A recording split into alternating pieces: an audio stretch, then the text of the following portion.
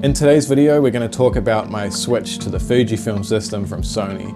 A little over a year ago, you guys might have seen I posted a video where I had a relationship with Fuji and I was going to switch to the Fujifilm cameras from my Sony for all my professional work. And I've been on Fuji now for just over a year and I've shot multiple weddings, probably over 50 weddings with Fuji.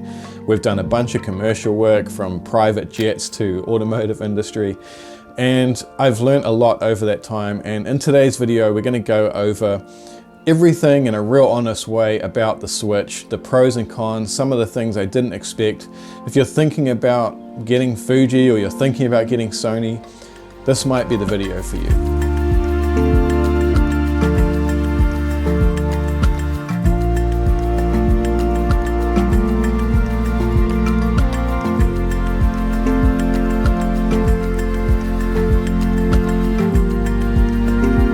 I've got a bunch of notes here. We're going to go over everything really specifically, and I'll put timestamps in the description. For you guys that have a keen eye and are watching this video thinking it might look a little bit different, that's because I've purchased a new camera and it's not from Fujifilm. The first 5 people in the comment section below that guess correctly will get my new Lightroom color profiles for free on me.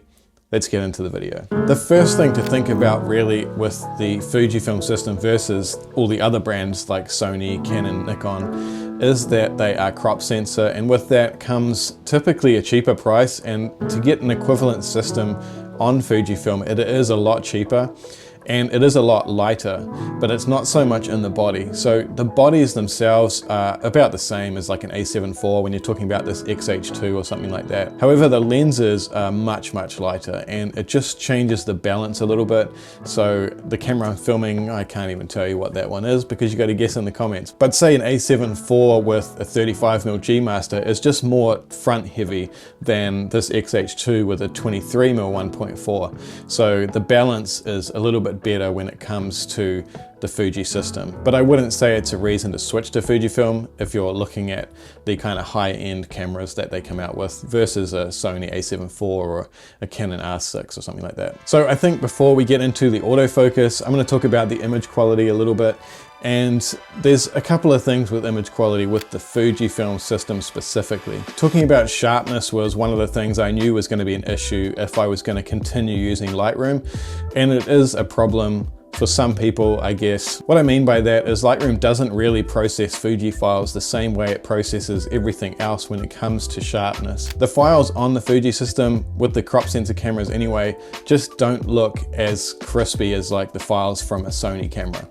Now, that's really only down to Lightroom, because if you process them with the DxO software or you process them in Capture One or something like that, the files are just as sharp and look really nice. But Lightroom is the software I use and I'm not willing to change that. So it was just something I lived with, and honestly, I don't really have a problem with it. My clients don't know any difference, but I can see the difference, and a lot of other photographer friends that I have in the industry do also notice the difference when it comes to the sharpness and the crispiness of the Fuji files versus a Sony file. But it is something to note. If you're like a pixel peeper and you want the sharpest quality files and you want to use Fujifilm, you're going to have to either run them through DxO software or use Capture One or something like that. Carrying on with image quality, low light was one thing that was in the back of my mind, but saying that, you know, I've shot all the X100 cameras, I've owned Fujifilm before, I just never fully converted to Fuji and shot with it professionally. The low light ability is really good for a crop sensor camera.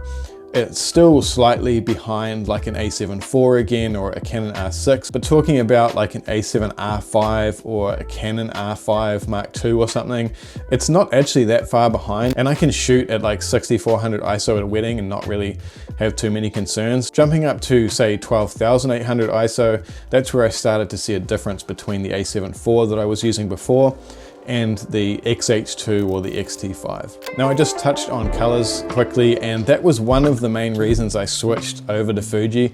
The main one was I was just kind of bored and I wanted something new. You know, I've been a wedding photographer for over a decade now. I've shot probably around 800 weddings, and you know, I just wanted something new, something challenging, something that was really fun to use. So that was the main reason I switched to Fuji. But the other reason was the colors. Now, the colors in the raw files I really like. It is a subjective thing, and you know, there's no right or wrong here. If you prefer the files in the Canon colors or the Sony colors or Nikon colors, then that's up to you. There's no correct answer. But the files that come out of the Fuji cameras when talking about the RAWs are just really organic, and they have a nice, I can't even put a word to it, but just a really nice feel to them. And I did notice some people commenting on my Instagram and clients commenting that they really liked my colors very soon after I switched to Fuji. That's something that I really liked, and I think Fuji really has down pat is the color science. Even though I hate the word color science, you know, it is obviously a thing, but when you're shooting RAW, you can kind of make anything look like anything if you know how to color grade.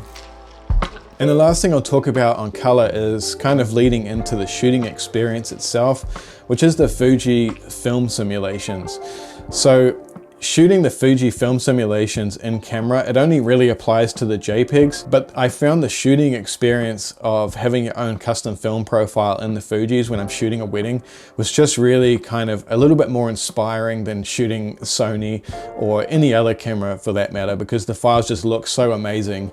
Everybody knows that the Fuji JPEGs look great, and I'll put some up on the screen so you can see for yourself. These ones you're seeing right now are just completely unedited JPEGs straight from the camera from my trip in America. But the feeling of shooting a pre-edited image in your camera and being able to show the couples and, you know, see kind of what you're going to get in the end result is a really pleasing experience. And for me, as a professional wedding photographer, I feel like the more fun, the more enjoyable the experience of shooting a wedding is, the more inspired I am to go and, you know, create better work. Now let's talk about the autofocus. So autofocus was one of the things when I switched to Fuji from Sony I knew wasn't going to be as good. Everybody knows that Sony has one of, if not the best, autofocus in their Pro line cameras. And you know, I already knew that the Fuji system wasn't going to be as good. And this is obviously coming from a wedding photographer's perspective, where I'm always photographing a lot of people. There's always things in the background. My frames are quite often chaotic. And I find the Fuji system is just a little bit frustrating when you're using wider angle lenses like the Fuji 18mm, which is equivalent to a 28mm, and sometimes the 23, which is equivalent to a 35. I find with those wider focal lengths, if I'm doing a kind of wide sunset shot or something where there's a lot of noise in the background, the Fuji system can often just focus on the background. I don't know why, but in my opinion, I feel like it's because there's not enough background separation and the camera just can't recognize what the background is versus what's in the foreground. And the result from that when using wide angle lenses like the 18mm or something like that is images quite often that will hit the background and not focus on the couple or whatever is in your foreground. And you know, for a wedding photographer, if an image is out of focus, it's not usable. So for me, that was probably the most frustrating thing with the Fuji system. It's just the autofocus and how dependent it is on the lenses that you have. So if you have a you know, a non-LM, which is their linear motor, I think, later model Fuji lenses, the difference in focus between those and some of the older lenses that don't have the linear motors is dramatic, and it completely changes the performance. Whereas on the Sony system, you know, for the most part, you can use a Sigma or a Tamron or a G Master lens and your focus is going to be pretty good across the board. But the focus, I would say, is about 80% as good as a Sony camera. But that 20% that it lacks behind for wedding photography specifically, where there's a lot of people in the frame, a lot of chaos going on, it's just a little bit frustrating. Now that leads me into video autofocus, which is actually a better experience than I thought it was going to be.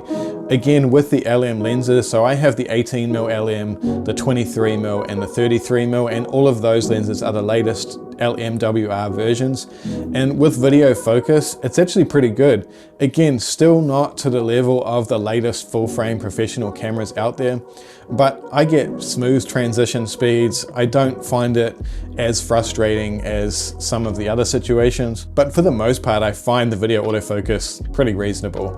And I've been using it, like I said, for the last year. And once I've got it dialed in and you kind of know how the camera behaves, I find it's pretty good. And lastly, let's just talk about the little things that don't come up in your head when you switch over to a camera system, and you're only going to realize later on down the track. One of the things that popped up for me was when I'm doing video, I usually have a 4-camera multicam setup going for a wedding ceremony or speeches, and I just want one file from each camera. I want to press record when the ceremony starts and stop recording when the ceremony ends. It makes it much easier to sync and post and line up all the audio and the files together for when I'm editing my multicam sequence. So again, this is something that's very specific to my job, but with the Fuji system, at least with the X-H2 and X-T5, once you press record, you can't change any settings. You can't change white balance, you can't change the focus modes. So if something comes up, something changes mid-ceremony, say it goes from a real cloudy, horrible cold light to the sun coming out and it's really warm, you can't change the white balance or anything like that without stopping the recording. It's a minor thing, but for me it has been an issue. And other than that, I've just had a few little random lockups every now and then. The display will freeze and I'll have to take the battery out to, reset the thing. And it's just little buggy things like that. I haven't lost any files, but it seems to be when the camera's overloaded or, really working hard. So for example, when I'm walking back down the aisle with the confetti shots and the couple are kind of leaving and they just got married and I'm bursting away heaps of shots with the latest X-H2 or CF Express cards, the camera will get to a point and it will just go nut and just lock up, and I'll have to take the battery out and reset. But by the time I've done that, the moment's over and I've missed a shot. It doesn't happen a lot, like I said. I think maybe once in every 3 or 4 weddings it'll happen, but it's enough to just kind of be annoying, and the issues that I did not have previously. So this video is already getting pretty long, so I'm going to wrap it up here. But to sum up the feeling of shooting Fuji versus Sony, I have enjoyed it. It's a really nice camera system. I love the colors, I love the shooting experience for the most part, but I think a lot of people just write it off after, borrowing a camera for a couple of days, and it's just not really the way to go. I had a lot of teething issues at the start with that were just kind of ironed out after I learned how the cameras were working and what was the best way to use them. And that's going to be the same with any camera. If I switch to a Nikon Z8 or something like that, the menus are going to be really annoying. There's going to be little quirks that, aren't how my Fuji cameras or my Sony cameras have behaved in the past. And that's just a learning experience that you have to get used to if you're switching camera systems. I will say the Fujifilm New Zealand team are really helpful and really, they're really passionate about the product. They're really wanting to be involved in the community. And I think the company as a whole is really focused on the experience and the consumer and making it fun. So that's pretty much it, guys. Thanks for watching. I know this video is long, and if you've got to that point, I really appreciate you following along. And if you're not subscribed to the channel, hit that subscribe button. And if you want to check out my Lightroom camera profiles that I've just released, not presets, I'm switching over to a more profile system. Check out the link in the description. And if you have guessed my camera, like I said, those first 5 people are going to get that Lightroom profile pack for free. So I'll see you guys in the next video real soon.